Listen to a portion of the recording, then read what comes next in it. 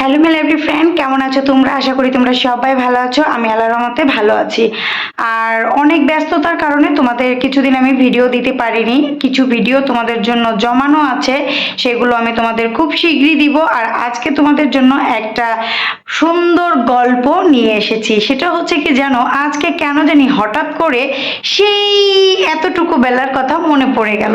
মানে আমি ছোট থেকেই না একটু জড়ি, চুমকি, রং এগুলো পছন্দ করতাম। বিশেষ করে রং খেলতে খুব মজা পেতাম। আর সারাক্ষণ রঙের যে যে এরকম পলির ব্যাগে করে ছোট ছোট প্যাকেট করে বাজারে বিক্রি করতো, তো ওগুলো হচ্ছে আমার নানা বা আমি কিনে আনতাম, আমার নানু কিনে এনে দিত। ওগুলো নিয়ে বসে কি করতাম, গুলাতাম, গুলাইয়া হাতের আঙুলে দিতাম, পার আঙুলে দিতাম, তারপর পড়তাম, আলতা বানিয়ে পড়তাম ছোটবেলা থেকেই। তো তোমাদের সাথে আমি আমার ছোটবেলার সেই রং খেলার একটা ছবি আছে, তোমাদের সাথে অবশ্যই শেয়ার করব। আর আজকে শুধু গল্পটা শুনে নাও।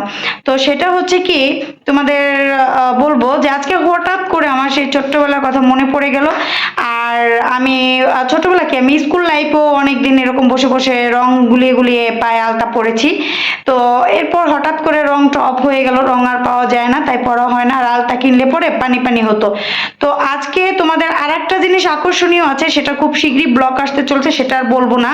তো সেখান থেকে আমি একটা আলতা নিয়েছি, আর সেই আলতাটা আজকে আমি পায়ে পড়েছি কত বছর পরে। আর আমি যখন আলতা পড়ি তখন আমার ছোট্ট একটা ভাই আছে, সে আমাকে বলে কি, বুড়া বুড়া বয়সে ভীমরতি ধরছে।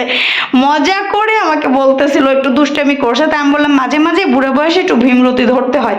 তো যাই হোক, তো আমি অনেক দিন পরে একটু শখ করে মনের আনন্দ এবং মন খুলে আলতাটা পড়েছি। আর ছোট্টবেলা থেকে রং নিয়ে একটু ছানাছানি ধরা আমার খুব পছন্দ, কারণ মেহেদি পড়লে আমার হাতের বেশি একটা লাল হতো না।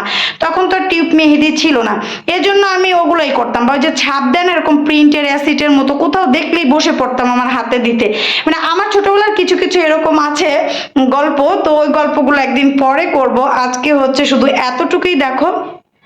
এই যে দেখতে পাচ্ছ, আমি এরকম করে আর নেইনি, কারণ বেশি ছোট হয়ে যাব, আবার পরে ছেলে মেয়ে আবার হাসবে।